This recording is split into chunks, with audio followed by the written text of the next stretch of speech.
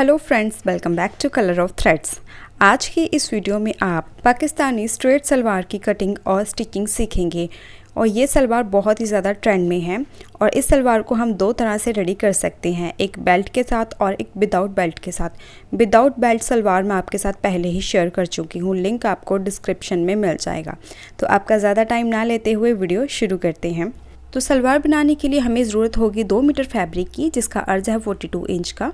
क्योंकि ये स्ट्रेट सलवार है, इसका ज़्यादा घेर नहीं होता है, इसलिए ये 2 मीटर में इजीली बन जाती है। ये कपड़े की लंबाई वाली साइड है और ये कपड़े की चौड़ाई वाली साइड है। सलवार कट करने के लिए कपड़े को ऐसे मैंने डबल फोल्ड करके रखा है, सीधी साइड अंदर की तरफ रहेगी। अब इस डबल फोल्डेड फैब्रिक को दोबारा से डबल फोल्ड करेंगे। तो सलवार कट करने के लिए कपड़े को ऐसे बराबर से 4 फोल्ड कर लें। ये फैब्रिक की फोल्डेड साइड है। अब सबसे पहले सलवार पर रेडी लेंथ के लिए मार्किंग करेंगे। तो इस सलवार की रेडी लेंथ है 35 इंच की। क्योंकि ये सलवार हम बेल्ट के साथ बना रहे हैं तो 5 इंच की बेल्ट आएगी इसमें। तो टोटल लेंथ में से आपने बेल्ट के लिए 5 इंच पहले ही कम कर लेने हैं। तो मेरी रेडी लेंथ है 35 इंच की, तो 5 इंच कम करेंगे तो 30 इंच की हमारी बॉटम लेंथ कट होगी। और मार्किंग आप फैब्रिक के खुले वाली साइड से करें ताकि फोल्डेड साइड से आपकी जो बेल्ट है ईजिली निकल जाए। और लंबाई की मार्किंग के लिए आप चाहे तो पहले ही बेल्ट के 5 इंच कम कर लें या फिर इस तरह से 5 इंच ऊपर की तरफ बेल्ट का छोड़ के रेडी लेंथ पर मार्किंग करें। तो मेरी रेडी लेंथ है 35 इंच की। 1 इंच मार्जिन के लिए लेंगे तो 36 इंच पर मैंने यहाँ पर दूसरी मार्किंग करी है जहाँ से इसे कट करना है। अब इस मार्किंग के ऊपर सीधी लाइन ड्रॉ करें। अब इस लाइन पर जितना आपने पोंचा रखना है उसकी मार्किंग करेंगे। इस सलवार पर ज़्यादा छोटा पोंचा नहीं चलता है, तो 7 इंच का रेडी पोंचा होगा। 1 इंच मार्जिन के लिए लेंगे तो 8 इंच पर मार्किंग करी है। अब इस खुली वाली साइड पर आसन के लिए मार्किंग करेंगे। आसन की मार्किंग करेंगे 9.5 इंच पर। अगर आप 21 इंच तक की हिप साइज़ के लिए बना रहे हो तो 9.5 इंच पर मार्किंग आएगी। और अगर बड़े साइज़ के लिए बना रहे हो तो 10 इंच का आसन आएगा, उससे ज़्यादा नहीं।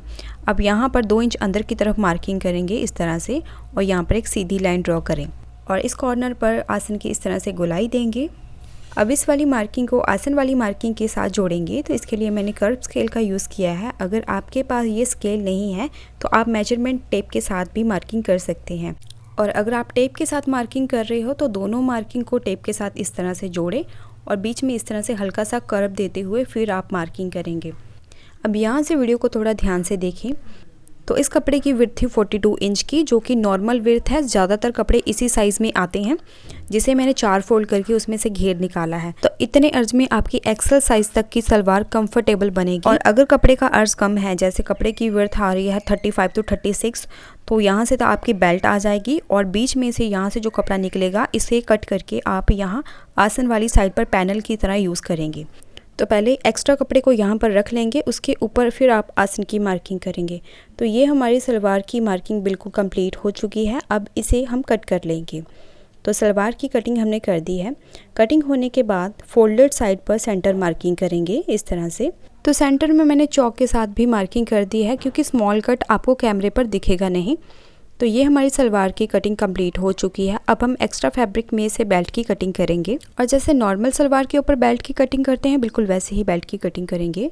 5 इंच की रेडी बेल्ट होगी। 2.5 इंच इलास्टिक फोल्ड के लिए और 1/2 इंच मार्जिन के लिए लेंगे तो 8 इंच की लंबाई में बेल्ट की कटिंग करेंगे। तो यहाँ से फैब्रिक 8 इंच का ही आ रहा है। अब यहाँ पर भी मैं 8 इंच पर मार्क करूँगी। अब इस मार्किंग के ऊपर सीधी लाइन ड्रॉ करेंगे। अब बेल्ट की लूजिंग के लिए मार्किंग करेंगे और जो भी आपका हिप साइज़ होगा, हिप साइज़ में आपने 3 से 4 इंच की लूजिंग ऐड करनी है। हिप साइज़ है 21, 3 इंच की लूजिंग ऐड करेंगे तो 24 इंच पर मैंने मार्किंग की है। यहाँ पर सीधी लाइन ड्रॉ करेंगे। अब इस मार्किंग के ऊपर बेल्ट को कट कर दें। तो बेल्ट कट होने के बाद पहले हम बेल्ट को रेडी करेंगे। तो इस तरह से 2 पीसेस में बेल्ट है। तो पहले दोनों साइड पर साइड स्टिचिंग करेंगे जैसे नॉर्मल बेल्ट की करते हैं। साइड स्टिचिंग होने के बाद ऊपर से 2.5 इंच पर इलास्टिक फोल्ड करेंगे। आप चाहे तो इसमें डोरी भी लगा सकते हैं।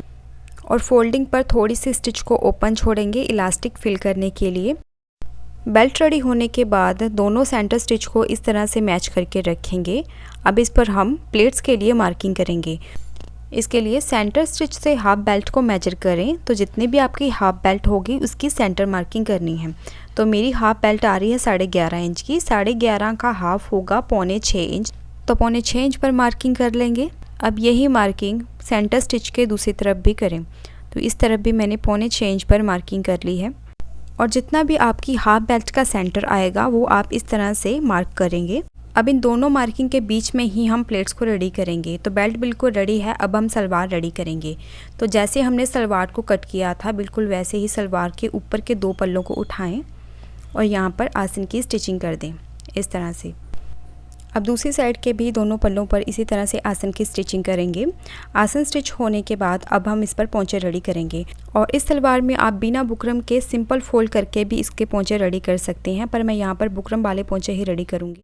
तो बॉटम के लिए मैंने ये कटवर्क डिज़ाइन रेडी करके रखे हैं, ये आपको इजीली मार्केट में मिल जाएंगे। तो एक बॉटम को मैं आपको रेडी करके दिखाऊंगी, बिल्कुल वैसे ही आप दोनों पोंचों को रेडी कर लेंगे। इसके लिए सलवार को सीधा रखेंगे, इसके ऊपर बुकरम को ऐसे उल्टा करके रखें और इसके ऊपर पहले एक रफ स्टिच लगा दें नीचे की तरफ।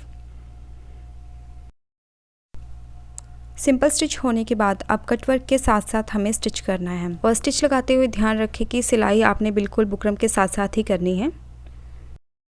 और स्टिच लगने के बाद इन डिज़ाइंस के बीच में इस तरह से कट लगाएंगे। अब डिज़ाइन को पलट के सीधा करेंगे इस तरह से। अब फोल्डिंग के बिल्कुल किनारे पर स्टिच करेंगे। अब बिल्कुल इसी स्टिच के साथ सिंगल फुट का मार्जिन रखते हुए एक और स्टिच करें। तो इस तरह से दोनों पोंचे हमने रेडी कर दिए हैं।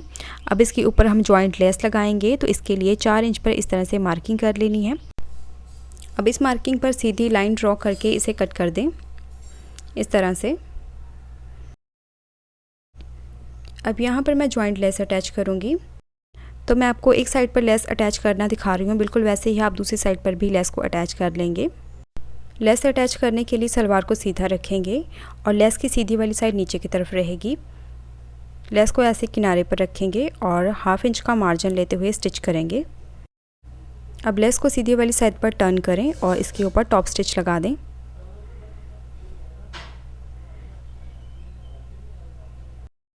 अब लेस के साथ नीचे वाले पार्ट को अटैच करेंगे। तो नीचे वाले पार्ट को ऐसे उल्टा करके लेस के ऊपर रखेंगे और यहाँ से आधे इंच का कम का मार्जिन लेते हुए स्टिच कर देंगे। अब इसे सीधा करके इसके ऊपर टॉप स्टिच लगा दें।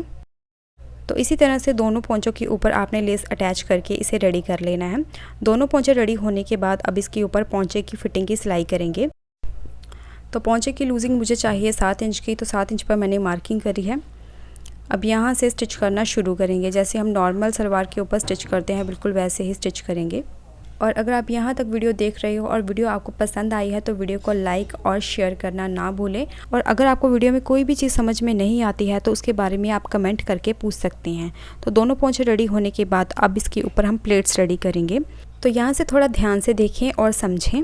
और देखिए इस सलवार का ज़्यादा घेर नहीं होता है, थोड़ी सी ये प्लेट्स बनेगी, बट जो भी प्लेट्स आपने बनानी है वो बिल्कुल परफेक्ट होनी चाहिए। तो सलवार को ऐसे ओपन करके रख लेंगे। तो देखिए जैसे हमने सलवार कट की थी दोनों पल्ले एक जैसे थे, इसमें कोई भी हमने आगे या पीछे का पल्ला नहीं रेडी किया। अब दोनों पल्लों में से किसी एक साइड पर बैक प्लेट पहले रेडी कर लें। तो आसन की सिलाई के दोनों तरफ इस तरह से हमें 1-1 इंच की प्लेट्स रेडी करनी है और इसे इस तरह से पिंस के साथ सिक्योर कर दें।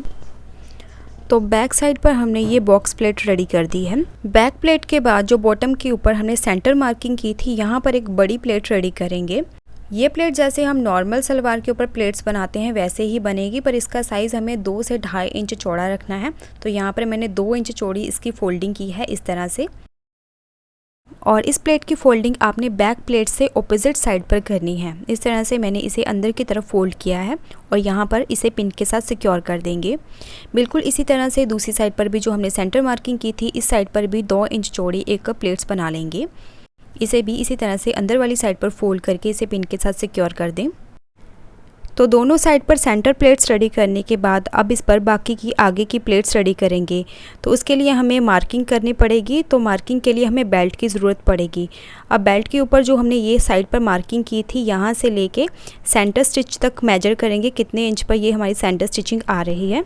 तो मार्किंग से लेके सेंटर स्टिच आ रहा है 17.5 इंच पर। तो ये 17.5 इंच की मार्किंग अब बॉटम के ऊपर करेंगे। तो बैक प्लेट से मेजर करना शुरू करेंगे और यहाँ पर भी 17 इंच आएगा, वहाँ पर मार्किंग करेंगे।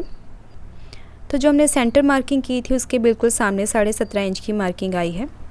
और बिल्कुल इसी तरह से दूसरी साइड पर भी 17.5 इंच पर मार्किंग करेंगे।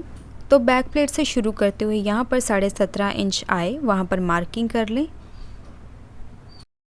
अब सलवार को सीधा करेंगे और इसके ऊपर आगे वाली साइड पर अब प्लेट्स रेडी करेंगे। अब देखिए बेल्ट के ऊपर जो हमने हाफ बेल्ट की हाफ मार्किंग करी थी 6.25 इंच पर, और बिल्कुल इसी साइज़ पर हमें बॉटम के ऊपर दोनों साइड पर 6.25 इंच पर प्लेट्स रेडी करनी है। और आसन से प्लेट्स बनाना शुरू करेंगे और प्लेट्स का डायरेक्शन आसन की तरफ रहेगा। और आसन से शुरू करते हुए जहाँ पर हमने 17.5 इंच पर मार्किंग की थी वहाँ तक हमें प्लेट्स रेडी करने हैं। और प्लेट्स का साइज़ आपके कपड़े के हिसाब से कम या ज़्यादा हो सकता है। तो जितना मेरे पास फैब्रिक है उस हिसाब से मेरी 1 इंच चौड़ी प्लेट्स रेडी हुई हैं। तो जहाँ पर मार्किंग है वहाँ से कपड़ा कम बच रहा है, तो यहाँ पर एक छोटी प्लेट रेडी कर लेंगे इस तरह से। तो अब मेजर करके देखेंगे तो देखिए हमें 6.25 इंच के एरिया में प्लेट्स को रेडी करना है। तो ये हमारी प्लेट्स 6.25 इंच के एरिया में ही आई हैं। तो बहुत ही सिंपल सा तरीका ये प्लेट्स रेडी करने का। अब बिल्कुल इसी तरह से दूसरी साइड पर भी प्लेट्स को रेडी करेंगे और इस तरफ की प्लेट्स का डायरेक्शन भी आसन की तरफ ही रखेंगे।